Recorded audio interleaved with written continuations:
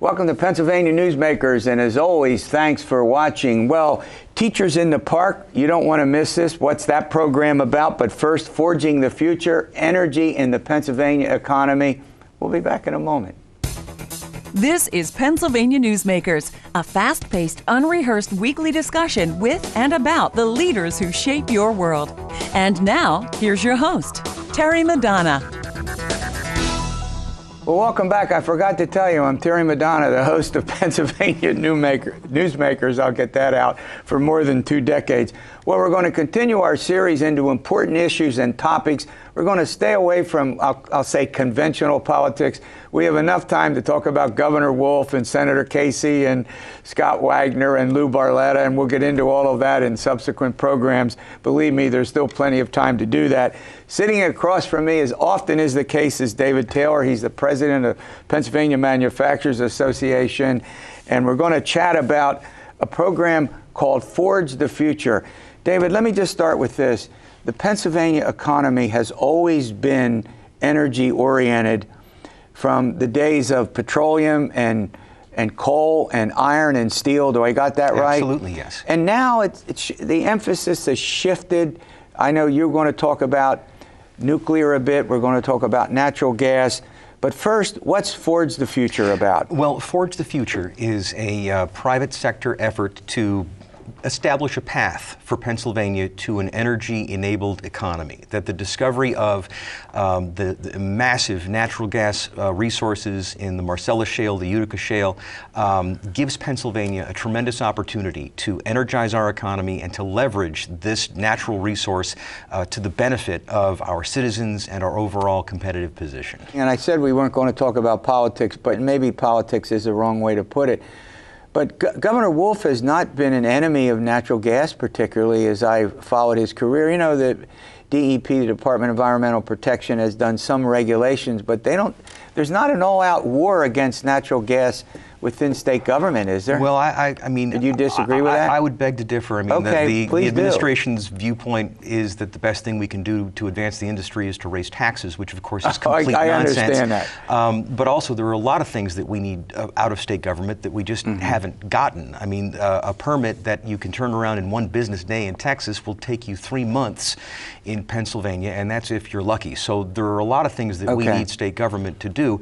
But the purpose of the Forge the Future effort is a private sector-led campaign to really map out how best to make the most of this energy opportunity. The steering committee, the leaders, Chevron, Appalachia, Peoples Natural Gas, PMA, the PA Chamber, the Allegheny Conference, and the Greater Philadelphia Chamber are the leadership team. And a report was issued, and I recommend the viewers visit at paforgethefuture.com to read the entire analysis, that if we make the most of this energy opportunity, we can increase Pennsylvania's gross state product by $20 billion per year. We can have a net increase of over 100,000 new jobs, and that economic growth would bring in over $2 billion a year additional to state tax coffers. And so this is how we expand the economy. This is how we build a better future for Pennsylvania. We just came back from an Ideas for Action summit in Pittsburgh last month, focusing on 5 areas: petrochemical manufacturing, heat and power generation, advanced materials, advanced manufacturing, and exports and infrastructure. Question, given this discussion with the European Union that the President has had about doing more with tariffs and other things in the trade, and the fact that, if I got this correct, you're the expert, Germany really relies on Russia to get a lot of its energy. That's correct. Is there an opportunity for Pennsylvania's natural gas to become even more important in the European economy? Yes, absolutely. And you see already contracts being signed by Eastern European countries like I believe it's Estonia in the Baltic states, Poland, that rather than being dependent on energy from Russia, that they would prefer to have energy relationships with us. And so that process is already underway. Right. Let's run to a quick break. When we come back, I want to talk about the future of nuclear energy, the 3 Mile Island, and what's going to happen to get sold. Are they going to be around in the next decade? And we also have to talk about the tariffs and how that affects the economy. We'll do that and more following these words. This broadcast of Pennsylvania Newsmakers is presented by the Pennsylvania Chamber of Business and Industry, the statewide voice of business, and by the Pennsylvania State Education Association and Partners for Public Education, bringing the power of a great education to our schools, our students, and our communities.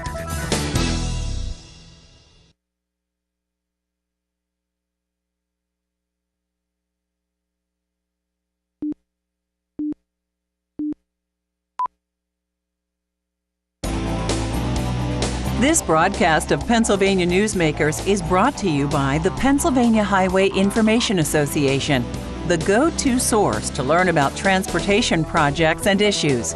Please visit pahighwayinfo.org. And by the Pennsylvania Manufacturers Association. Business in Pennsylvania is our business. Welcome back to the program. I'm chatting with Dave Taylor. He heads the Pennsylvania Manufacturers Association. We're talking about energy and its future, and Pennsylvania is hugely important in the Industrial Revolution, a major part of the United States, and I'll even go so far as to say of the world community, given the degree to which we were involved in heavy metals and coal, and I mean, it was just a huge part of the economy, supplied a lot of the energy needs for our country. But nuclear energy seems to be, I'll exaggerate a bit on life support. You've got the 3 Mile Island situation where, you know, bankruptcy, and you're dealing with the fact that it could be sold, it could be closed. What's your sense about that? Well, I mean, the most important thing for the viewers to understand is that Pennsylvania has competitive markets for electricity, and that this started in 1996. It was a very long process to transition to competitive markets. It was also very expensive in that that the ratepayers were surcharged many billions of dollars extra beyond what they just paid for their electricity to compensate utilities like nuclear power generators for the value of their assets. So this is something that the nuclear industry wanted to go into competitive markets. They received like $11 billion in surcharges from the ratepayers to pay them for their assets, and that on a date certain that we would transition over to competitive markets, and then that they would compete based on price. Well, that was before the discovery of the Marcellus, and so with the advent of cheaper, abundant gas-powered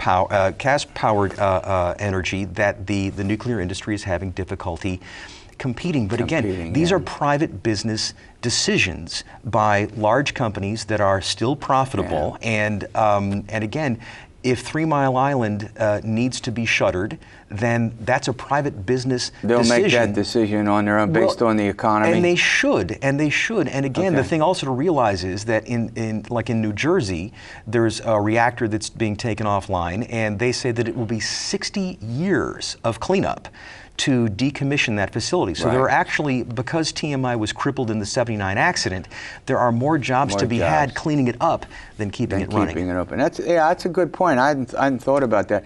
We'll never, none of us who lived in the Susquehanna Valley will ever forget 3 Mile Island, and a lot of us had our bags packed. I mean, literally, we were about to leave when the bubble subsided. Whatever they did, I can't recall, to straighten it out. And I thought Governor Thornburg at the time handled it brilliantly. I mean, he had been in office something like, what, 4 or 5 months when that... Yeah, not even. It was I think it was March. He was, of course, inaugurated in January. A couple of months, yeah. Handled it brilliantly. All right, I want to turn to another subject. It's very controversial. The president's steel and aluminum tariffs. Steel, I guess, more than aluminum in our state, given the production that goes on here. What's your sense? Is it good or bad for the economy as a whole, and what's its impact on our state? Well, it's complicated. I wish I could just say thumbs up or thumbs down on this, but the fact is that for free countries with free markets, that markets are to be governed by profit and loss. So that's the place to begin, and the subsidized overproduction of steel and aluminum by the People's Republic of China, which of course is a non-market economy, is distorting global prices. And so you have and again, to understand the scale, the overproduction in China, meaning the amount of steel that's made in China beyond the ability of the Chinese economy to consume it, that overage is larger than total production of steel in the U.S. Wow. And so this is why it is appropriate for our government to take steps to defend this domestic industry from predatory trade practices from overseas. That being said, the way that these tariffs have been deployed, they should never have applied to Canada. Canada is an ally, a neighbor, and there's a very high degree of economic integration between the U.S. and Canada. And unfortunately, because of that application of these tariffs, that is causing some pretty serious problems with U.S. supply chains. Yeah. Well, look, this has been a great update, and you'll come back and keep us apprised, particularly this, and I'm calling them the tariff wars. I mean, that's what they are. It's true. We impose them, other countries impose them on us, and it goes around. And what's interesting is the deep division that exists within both the workforce, the unions, and the business community about their impact. It depends on... Well, we need our national leaders to use America's economic strength to support our national interest, our allies, and our shared values. All right, well, thanks. All right, guess what? Teaching in the Park, what's that all about? There's a great program. I want you to hear firsthand from the individual, the teacher who runs that program. Boy, you're going to be surprised. Kids want to go to school in the summer? No way, no how. Well, maybe not. This broadcast of Pennsylvania Newsmakers is brought to you by the Pennsylvania Credit Union Association. Pennsylvania Credit Unions, where people are worth more than money. To find a credit union that is right for you, check out ibelong.org. And by the Energy Association of Pennsylvania, Pennsylvania's energy information source.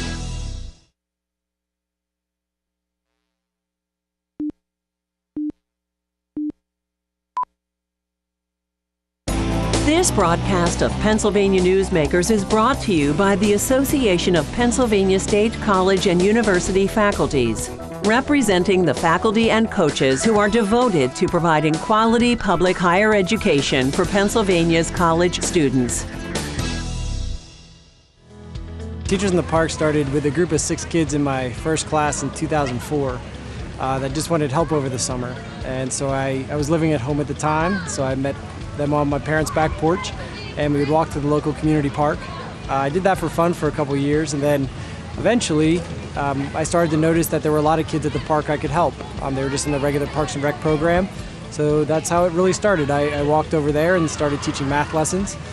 And then my master's program, I studied the summer slide and realized that what I was doing could be really important for kids. The summer slide is detrimental to our kids, and after that, I got a couple buddies together, and we started with 3 teachers and 18 kids in 2010, and now we serve hundreds around our communities. Children don't want to be at school over the summer, and teachers don't either. But that doesn't mean that children don't want to learn and that teachers don't want to teach. So if we can share our gift in public education, which is instruction, and we can get to the heart of what we do right away in a natural environment like a park or a pool, we can make tremendous gains for children.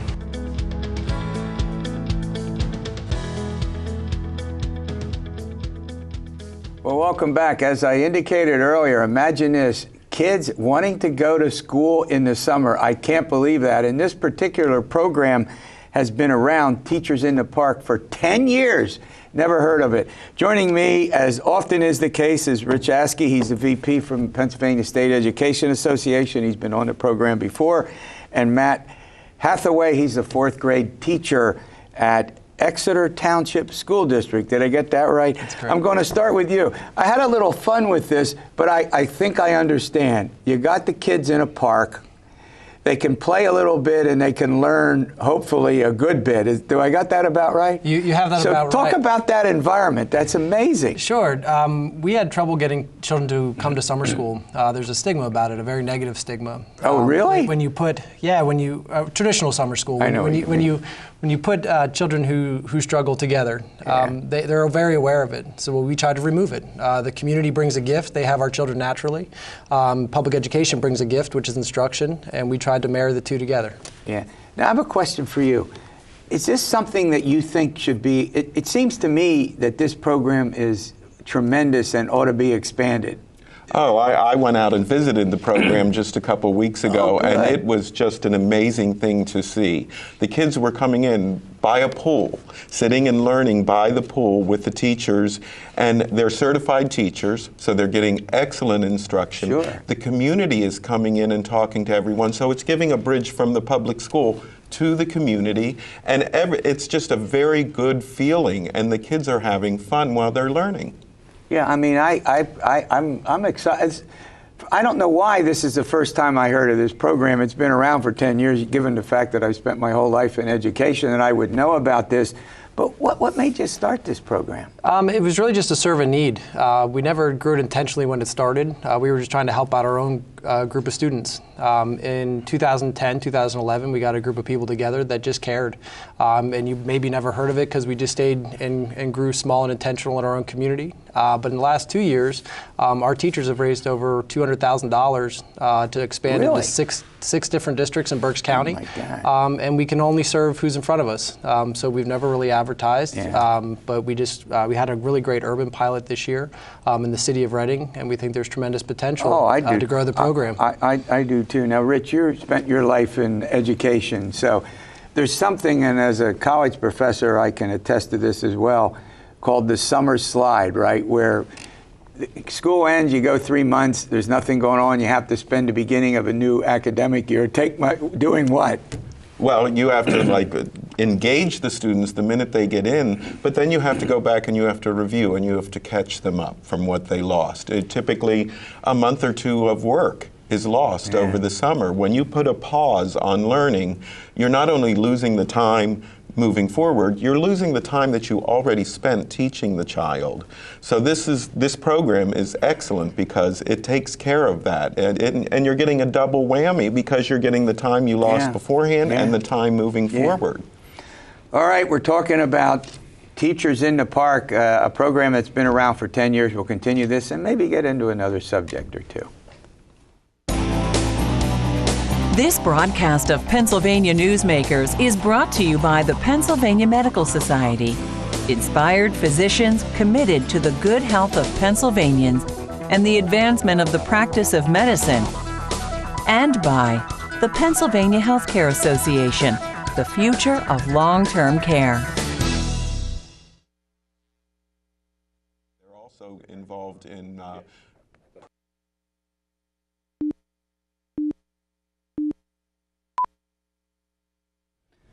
Well, here we are for the final segment. I'm talking with Matt Hathaway and Rich Askey, where they're involved in this summer program, Teaching in the Park, Teachers in the Park, Learning in the Park. We can call it a whole bunch of things, and they all work, don't they? They do.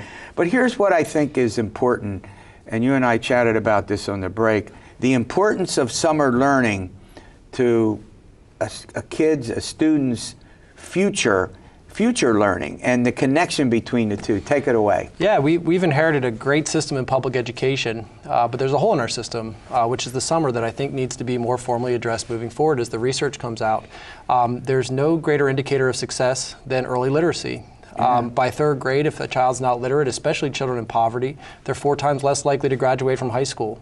By 9th grade, 2/3 of their deficits are attributed to the summer slide. But it seems to be the big abyss in our system left that really needs formally addressed. You know what I like about it is that you're also not filing into a classroom, sitting there in a kind of formal environment, but you got these kids in a park. They know they can have a little fun. It's the environment in which it takes place seems fabulous to me.